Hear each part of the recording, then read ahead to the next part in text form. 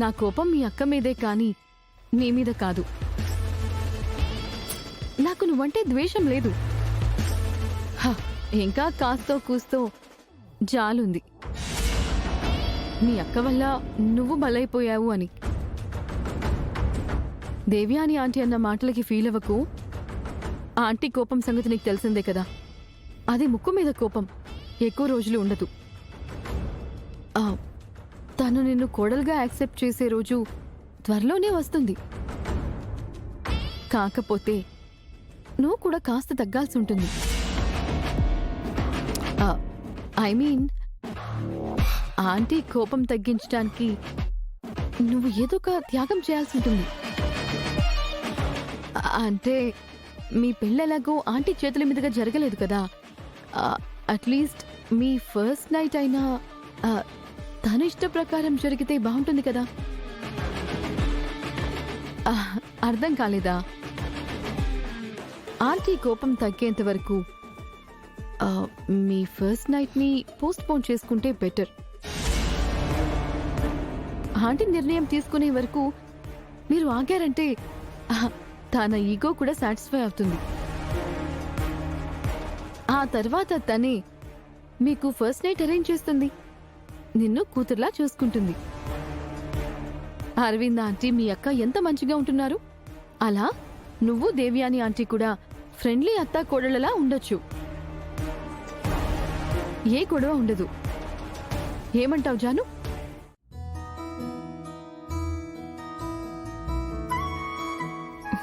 అత్తయ్య గారు, మావయ్య గారు, కాఫీ తీసుకోండి. Thank you. థ్యాంక్స్ అమ్మా. నువ్వింకా నిద్ర లేవలేదేమో అనుకున్నావు. లక్ష్మి ఎప్పుడు అలీగానే లేస్తుంది కదండి.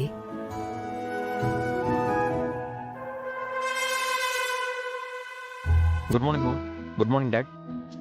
Good morning Mitra. Good morning మిత్ర గారు.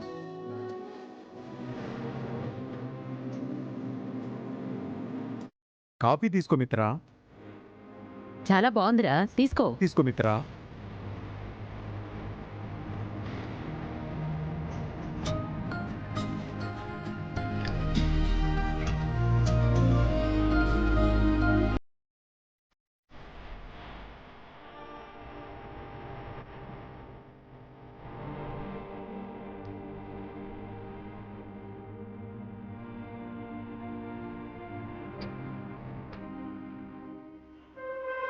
వీళ్ళకి తెల్లారింది, వాళ్ళకింకా తెల్లారినట్టు లేదా ఆంటీ?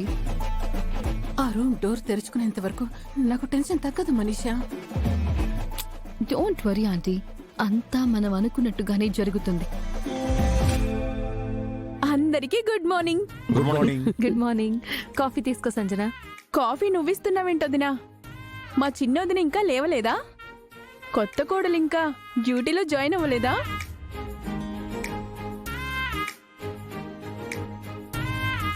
ఏదో అత్తగారిలా అడుగుతున్నావేంటే?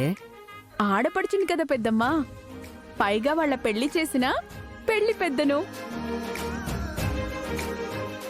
ఆ మాత్రం బాధ్యత నాకు ఉంటుంది కదా.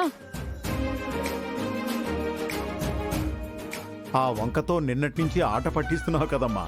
మరి పెళ్ళంటే ఇలాంటి సరదాలు సంతోషాలు ఉంటాయి కదా పెద్ద నాన్న. వాణ్ణి కాసేపు నిద్రపోనివ్వవే, ఎందుకు డిస్టర్బ్ చేస్తావు?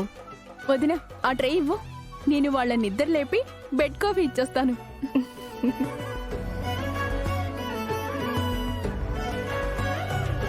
లక్ష్మి, నువ్వు కూడా వెళ్ళు. సంజన ఆట పట్టిస్తే జాను ఇబ్బంది పడుతుంది. అవునమ్మా, మీ ఆడపడుచు దాడి నుంచి జాను నువ్వే కాపాడాలి. అలాగే. వాళ్ళు డోర్ తీస్తే మనం ఎక్స్పెక్ట్ చేసిన సీన్ ఎదురవుతుంది కదా మనీషా. తప్పకుండా ఆంటీ.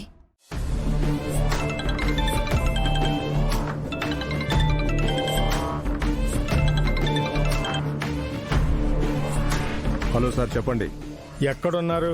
హైవే పక్కన కాపు కాసి టార్గెట్ కోసం వెయిట్ చేస్తున్నాం సార్. ఈసారి టార్గెట్ మిస్ అవ్వకూడదు. లాస్ట్ టైం మిస్ అవ్వలేదు కదా సార్. కానీ టార్గెట్ తప్పించుకున్నారు కదా.